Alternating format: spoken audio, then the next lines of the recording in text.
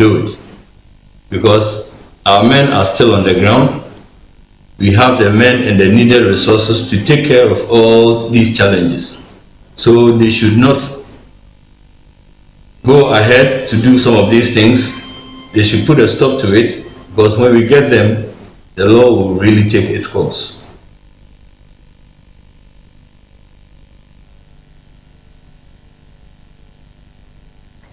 Following a series of reports by GBC News on the high level of stigma against recovered COVID-19 patients in the Upper East region, the situation is gradually turning around for the better.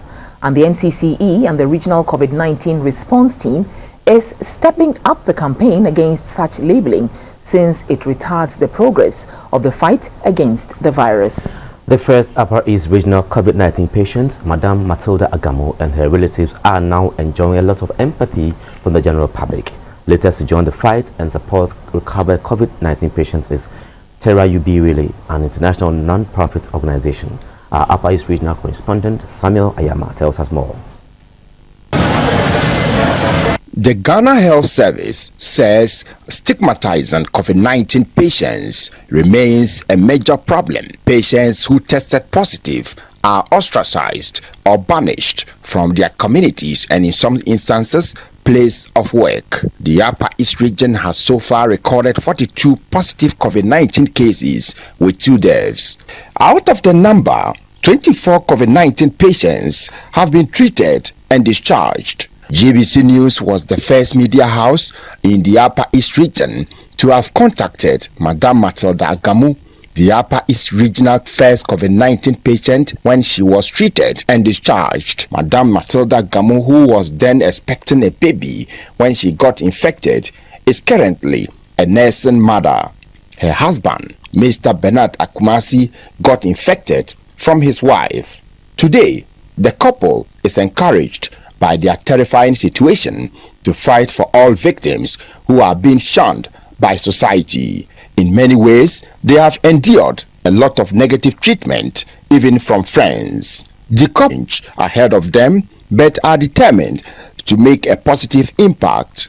With support from relatives, friends, and the NCCE, they are reaching out to all in the Upper East region to discourage them from labeling people with coronavirus.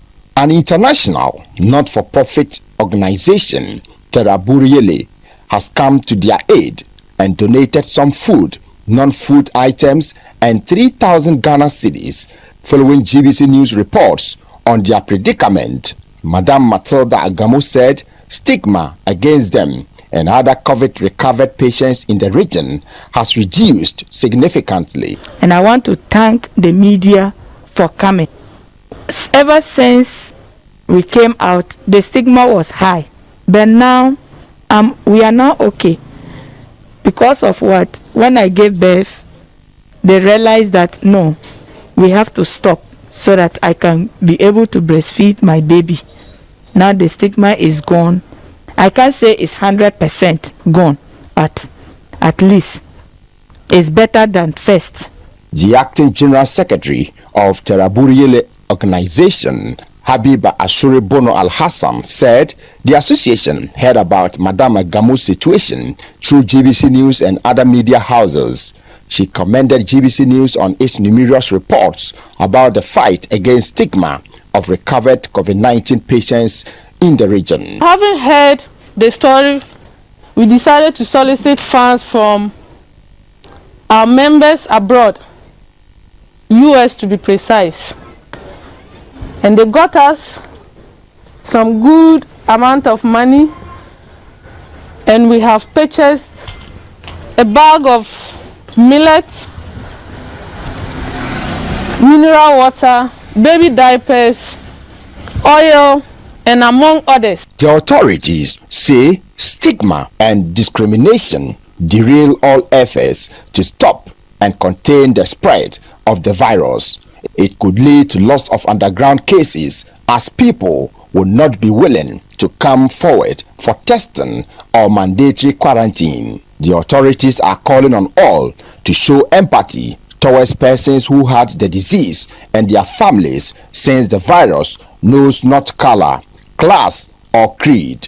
They say love is key to winning the fight against the virus and call for a platform where the disease and its impact can be discussed and addressed openly, honestly, and effectively. For GBC News, Samuel Ayama reporting, Bogatanga. Following President Akufo-Addo's announcement of government offer to absorb water bills for Ghanaians for 3 months to mitigate the impact of COVID-19, the Ministry of Sanitation and Water Resources has been placing water tanks at vantage points in all various communities to make water accessible to all. The ministry on Thursday took delivery of 40 water tanks and 10 CD wash stations to augment its efforts. A report by Winifred Efum. Under the drive, communities which hitherto had difficulty accessing water have been provided with the commodity. The Ministry of Sanitation and Water Resources, in partnership with the Ghana Water Company, embarked on the water distribution project to ensure that the President's directive on 3-month free water in his 5th address to the nation takes effect in all communities. The underlying objective of the initiative is to ensure that the hand-washing protocol in the fight against COVID-19 is adhered to. Various organizations have supported the ministry in this drive. Latest among them is Duraplast. The company has presented 48,000 litre and 7,000 litre water reservoirs, water tanks, and 10 clean Duraplast CD wash stations to the ministry to support its cause. The CD wash stations come in 2 compartments. A 120-litre reservoir fitted to a 60-litre compartment receives the used water after washing. The system also has an outlet through which the wastewater is channeled into drains. Each station comes with a washing soap and a tissue paper compartment. The Human Resource Manager of Duraplast, Mr. Alfred Fafo, said the wash stations were designed to allow for easy hand washing protocols. The Minister for Sanitation and Water Resources, Madam Cecilia Dapa, said with a collective effort such as this, the country could stem the tide of the COVID-19.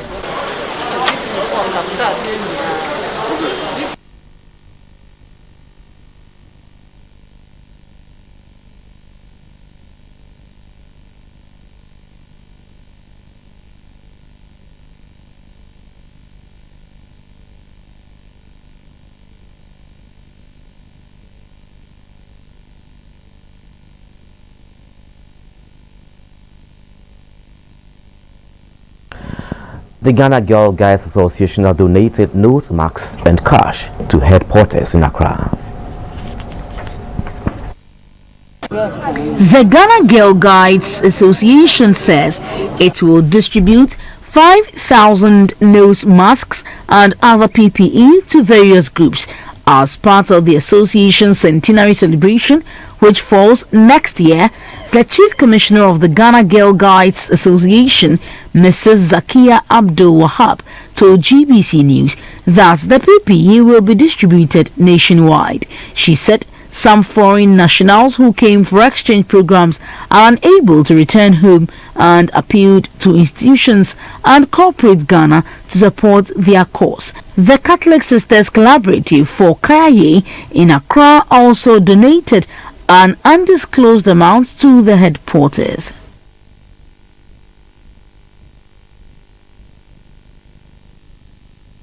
Now to the Western region, where the Ministry of Lands and Natural Resources and the Minerals Commission Fund have supported some metropolitan, municipal and district assemblies with some essentials and consumables. The items were presented when the Minister for Lands and Natural Resources, Mr. Kweku Aswatreme, visited some mining communities feeling the pinch of the coronavirus. The Takwa Nsuyare Municipal Assembly was the first to receive their supplies. They had Veronica buckets, boxes of hand sanitizers, liquid soap and packs of tissues. Taking delivery of the items, authorities of the Municipal Assembly were grateful for the timeliness of the presentation, as Takwa is one of the epicenters of the virus. Already, a nurse with the Ghana Manganese Company has succumbed to the disease. At Obuasi, a similar presentation was made to the Municipal Assembly. The items are to be distributed among mining communities, including Amansia West, Obuasi East, Adansi North, Akrofum, among others. ECM was the last to receive their package, which had Veronica buckets, soap, tissue, and hand sanitizers.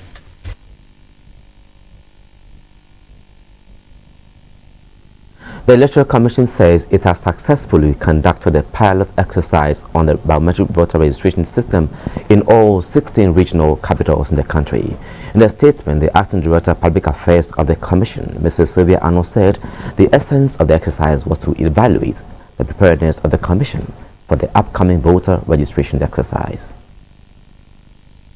The EC's exercise tested the efficiency of the biometric voter registration BVR kits and its adaptability to various operating conditions in the various parts of the country.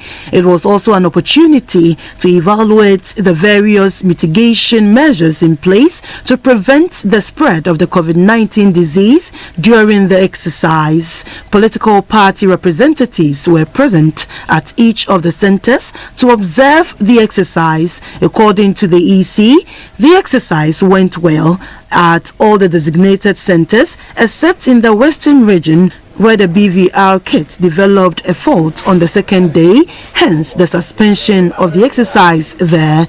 But this afforded the Commission the opportunity to test its inbuilt processes of dealing with equipment breakdowns during the registration process. The lessons learned from this investigation, the EC says, will further improve the Commission's response to such occurrences. The EC says at that level of performance and with the continued participation of the Ghanaian public, the Commission is confident of registering some 13 million plus applicants within the first 21 days of the mass registration exercise. The Commission says it appreciates the interest shown by the general public and political parties to make this pilot worthwhile.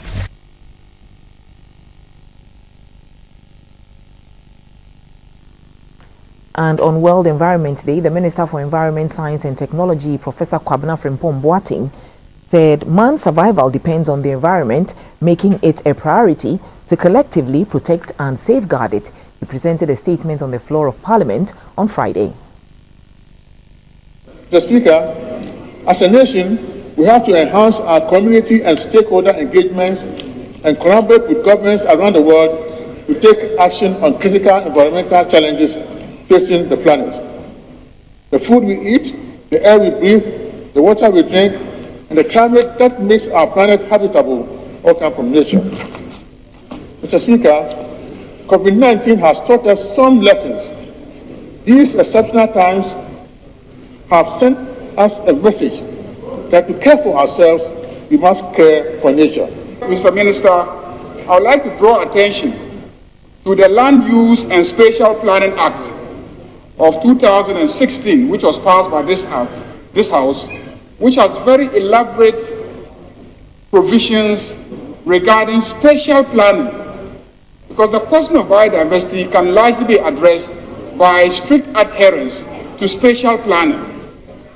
All districts must develop spatial plan so that you know where to conserve, where to put up houses, how to preserve the rivers and water bodies. All that should be contained in the district spatial plan. The same with the regional spatial plan, and then overall the national spatial plan.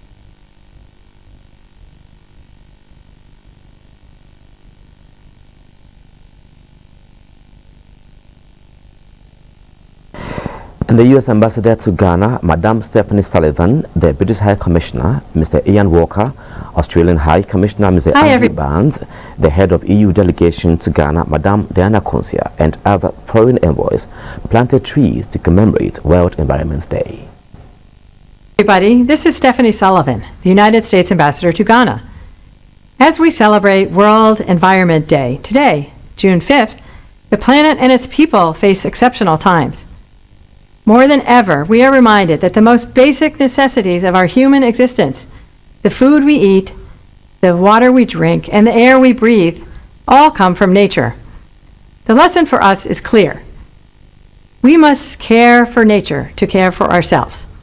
In line with the theme of this year's World Environment Day, Time for Nature, we at the U.S. Embassy in Accra are dedicating some of our time to plant this tree.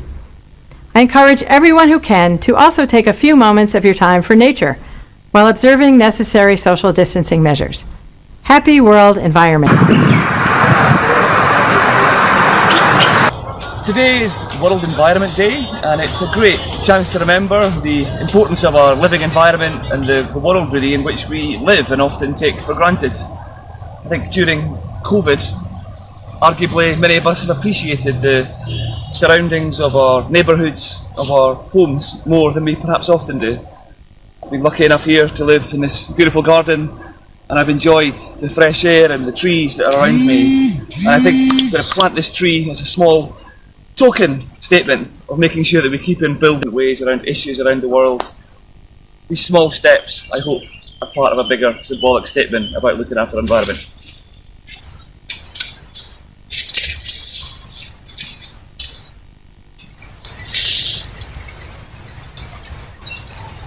G'day, I'm Andrew Barnes, the Australian High Commissioner to Ghana, here in Accra.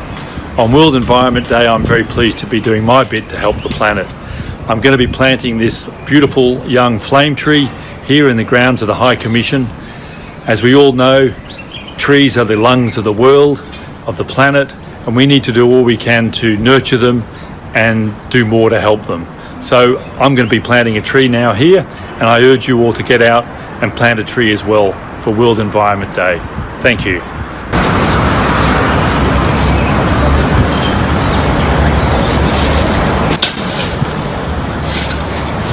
If all of us that have a garden plant a tree, it's a small gesture for us, but our city will become more green and more beautiful.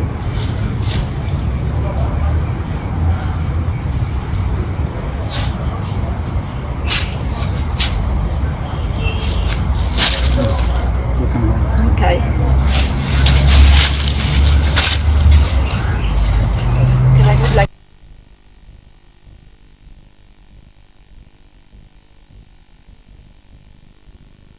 Today, June 5, marks International Day for the fight against illegal, unreported and unregulated fishing, the day which was set aside by the United Nations General Assembly after agreeing to a resolution proposed by UN Food and Agriculture Organization on sustainable fisheries, is to help ensure that fishermen globally adhere to safe and responsible practices at sea. In Ghana, one of such illegalities on the sea is the issue of psycho-fishing. The chairman of the Scientific and Technical Working Group of the Sustainable Fisheries Management Project and a lecturer at the Department of Fisheries and Aquatic Sciences of the University of Cape Coast, Professor Youngson, in an earlier interview, shed light on the state of Ghana's fishery sector. The psycho-fishing landed as much as 100,000 metric tons. And these are predominantly juvenile fish. And these are the fish which our fisher folks, the local fishermen, would have caught. But the trawlers owned by foreign people are into this business and catching all this amount of fish. And because the cycle fish are juveniles, it is preventing our marine fish stocks from rebuilding. And the stocks continue declining. And what we, the Scientific and Technical Working Group, are saying is that if by this year, 2020, nothing substantial is done to redeem our fishery stocks, our small pelagic stocks will go extinct. They will be destroyed permanently, and we might not even be able to rebuild them.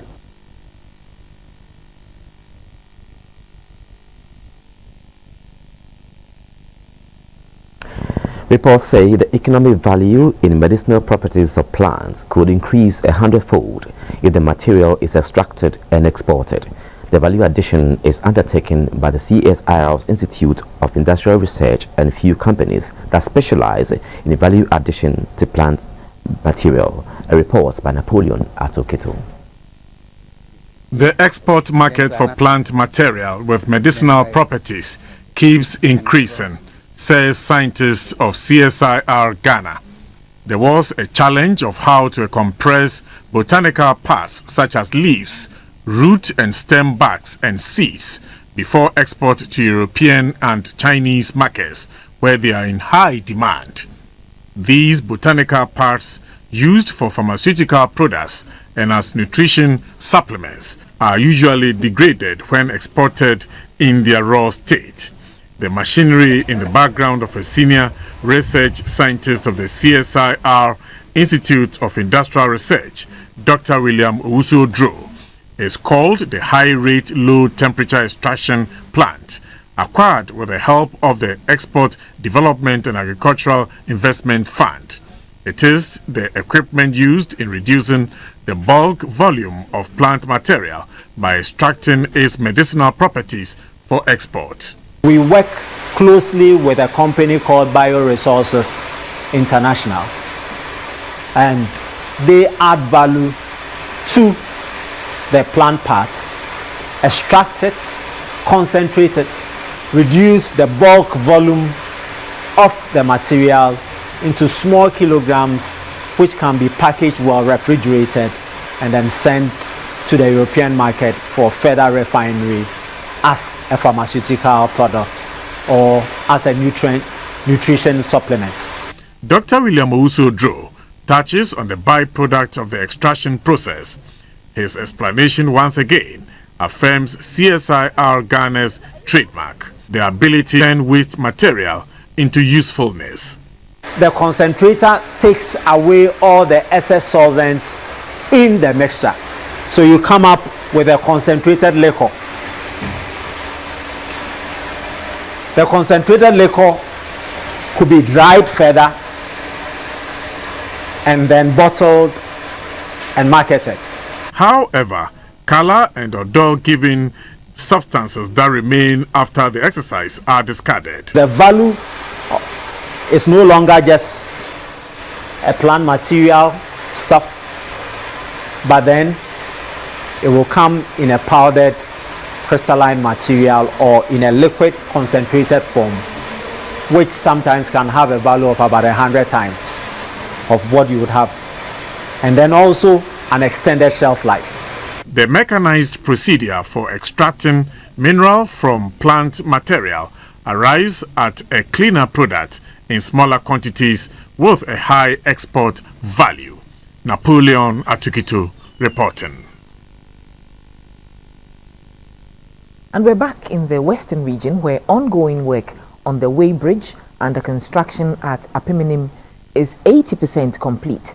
Funded by the Minerals Commission, the Way Bridge will help track the exact quantum of minerals such as bauxite and manganese being exported when complete. The Minister for Lands and Natural Resources, Mr. Kweku Asumachreme, led a team of experts to inspect the project. The Apiminim Way Bridge is one of the two way bridges currently under construction. According to the government, some mining companies have been under-declaring the value of their exports due to the absence of appropriate weighing systems, hence denying the state the needed revenue. The Minerals Commission is funding the construction of the two-way bridges so as to check the exact quantum of bauxite and manganese being exported by the Ghana Bauxite Company and the Ghana Manganese Company. The team was satisfied with the ongoing works and are confident that the project will be completed on time. As it stands now, clearly you can tell that we have only the members to be fixed and cars can ply on. Hopefully, I believe that by August we would have completed. Though there exists an old way bridge used by the mining companies to measure loaded trucks, the Minerals Commission says acquiring its own will clear all doubts of cheating. The essence of this is to ascertain the actual figures. We call it DMT, dried metric tons. So when they mine the manganese at the mine site, before it is hauled to Takoradi, there is one weighing bridge at the mine site that will determine the quantity from that end. Then when it gets here too, we check the quantity again, the weight, and compare with the figure we had from the mine site. We are doing all this because we have no refinery in this country to refine the manganese and bauxite. If we were to have refinery, all this wouldn't have been necessary because we could have set up our own refinery somewhere where from the mine site we'll go straight away to the refinery. The team was accompanied by the Deputy Chief Executive of the Minerals Commission, Mr. Martin A.C., Advisor on Mines, Mr. Ben Aye, Administrator of the Minerals Development Fund, Dr. Norris Hammer, and the Acting Director for Small-Scale Mining and Industrial Mines, Mr. Chris Anochi, among others. Back to Accra, and reactions from representatives of the various Islamic groups is mixed about the National Chief Imam's call for Muslims to continue to observe the ban on religious activities. In an interview with GBC News, some were happy about the Islamic clerics' statements. Other groups were, however, disagreement. National Chief Imam earlier called for mosque activities to still be on suspension.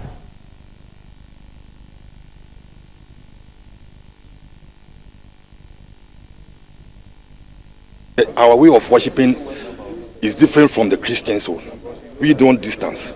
We rather come together. So we cannot adhere to the protocol of the Quran. So what the Chief Imam is saying is in the right direction. We are not in full support on that issue because the reason is that everybody is a leader to his people. So it depends on you that you should manage your followers to teach them the directive so that they will obey. Assuming the figure that they quoted out, 100 people. So if your mosque is bigger, it can contain 100 people, then you can go by that. If your mosque too is smaller, they can come below 100, you can go by that. If you have 300 people in your mosque, you can divide the time into 3. But this directive of 100 people will not go well with Muslims. You know why? Assuming there is a mosque with even 300 people, there should be only one imam at any point in time. Okay? So the 100 people cannot come, then another group comes within 1 hour, because Jummah mainly should last for about 2 hours. But there should be a sermon, which we call khutbah. Then after that, the prayer follows. You see, the number 100 is very limited. From my community where I'm coming, as at Wednesday and Thursday, we had a meeting in the mosques. So the issue is who should be called for prayers and who should not be called. That is it. So what the Chief Imam is saying, that in our urban areas where there are big mosques, the mosques that are taking 500 congregation members, they should hold on, because we know our people. They can't abide by that directive. The President has given his directives based on the recommendations of the World Health Organization, and then the advice given by health institutions and then authorities. So we deem it fit, since the President of the nation has decided to ease the restrictions concerning spiritual activities that are congregational in character. So we deem it fit to follow accordingly. Yes, to restrict our congregation within the limit of the 100 being given by the President. And GBC News visited some mosques in Accra to find out measures in place by leadership to curtail the spreading coronavirus. At the Green Mosque Hill Street at Newtown in Accra, the doors of the mosque were still shut. The news team was informed that the mosque cannot even accommodate 50 people going by the social distancing directive. The chairman of the Green Mosque Hill Street is Alhaji Abubakar Yakubu. Yes, in fact, there was a directive. There was a directive that we could pray, following the president's, easing of the restrictions. But later there was another, remarks or another directives from the office of the National Imam that because of certain things we should be patient. The whole exercise has been suspended for some time. Yeah, so that's why we are not praying. And if you look at around, we have not put in place some of the things like the washing dishes and all that. In fact, we are not prepared yet. It was different at the Islamic Center for Community Affairs Mosque at Newtown. Islamic faithful were observing prayers, even though they were not adhering to the social distancing protocols. They wore masks. In easing restrictions due to the COVID-19 pandemic, the faithful have been advised not to use the ablution kettle but rather sachet water. The Secretary of the Islamic Center for Community Affairs is Alhaji Abdallah Ibrahim. What we did was to make sure that everything that we need to do to make sure we follow the directives were fully put in place.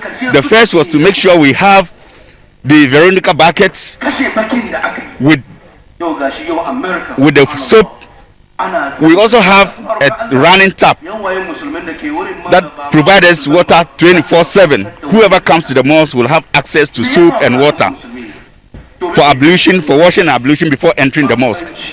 And we made sure we segregated the membership following the social or the physical distancing that was prescribed, to make sure we follow and then get everything as it was given to us. At mosque, police officers were screening all adherents before they entered the mosque. Hand washing under running water is strictly monitored. An isolation center and an ambulance have been provided. Also, the 1 meter interval was being adhered to. The secretary at the Ahmadiyya Muslim Mission Ghana at the Laboni branch, Abbas bin Wilson, told GBC News Friday prayers have been suspended at all Ahmadiyya Muslim missions. As Muslims as we are, we have a peculiar case where we have specific times that we pray. So who should come at the appointed time? We have one imam. Is the imam going to lead all the different groups, or we are going to have different imams? What are the implications? So it is not something that you can wake up and say, fine, the president has said it, so we are going to follow. First of all, it's not an order, it's not a directive, it's an opportunity that president has given.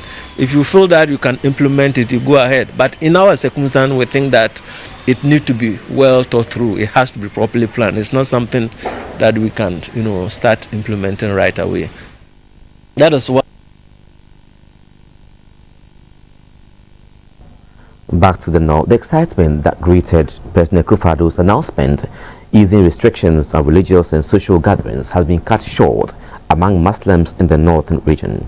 Muslims in the region were preparing to observe Friday prayers for the first time in more than 10 weeks, but imams in the region say mosques will still remain closed until further notice. Earlier, we spoke to our regional correspondent Murtala Isa for more details.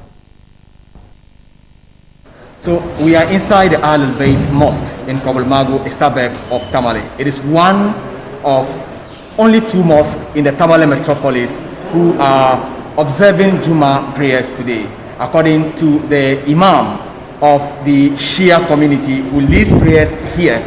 This day is like he is born again.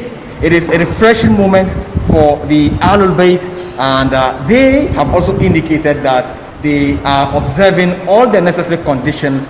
As you can see, the mats are arranged in a certain order. Usually when Muslims pray in congregation, they stand shoulder to shoulder. But today, that is not possible because of the conditions stipulated for the observance of congregational prayers. They must not be above 100 and they must observe social distance as it is being done. You can see all the congregants also in their nose mask. Outside of the mosque, I will be showing you what other protocols they have put in place to ensure the safety of worshippers who are coming in to pray today. So this is where it all begins, with hand washing. You have soap, we have some water here. So a person arrives here, you wash your hand, you get up quietly, and you come to the entrance of the mosque where your temperature is taken.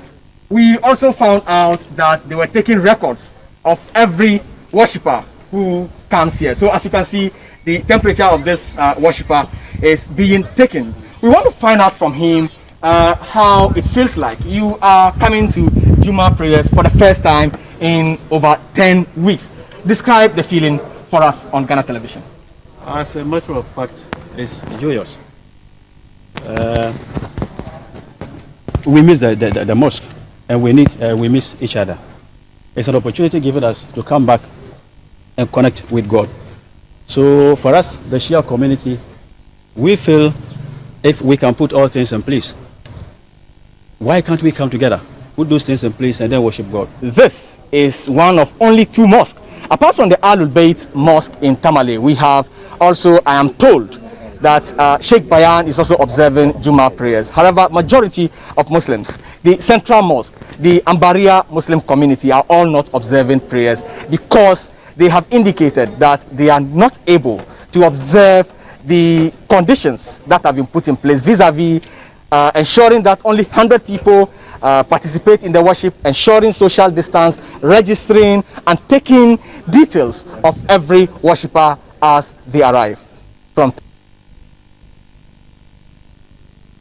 The Year of Return Committee, in partnership with the African Union of Diasporan Forum, has laid wreaths in Accra in memory of George Floyd at the Du Bois Center in Accra.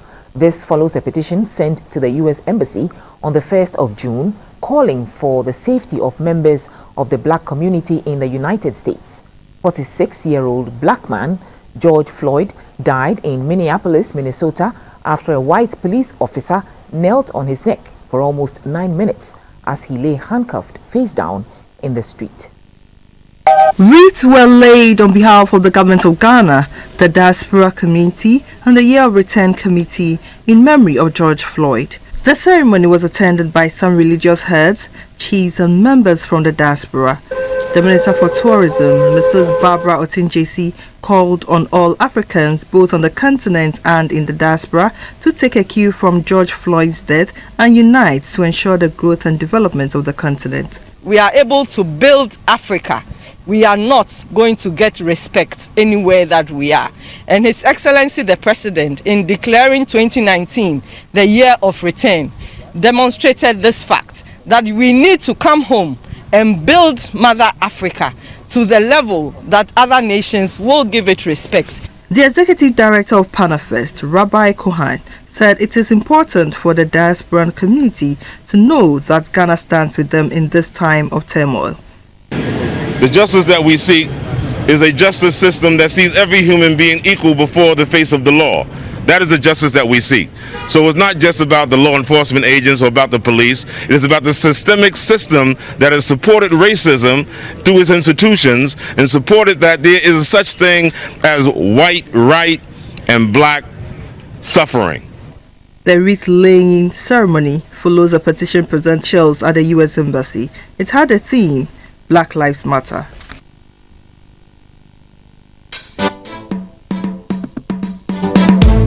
It's GTP, the name behind authentic and original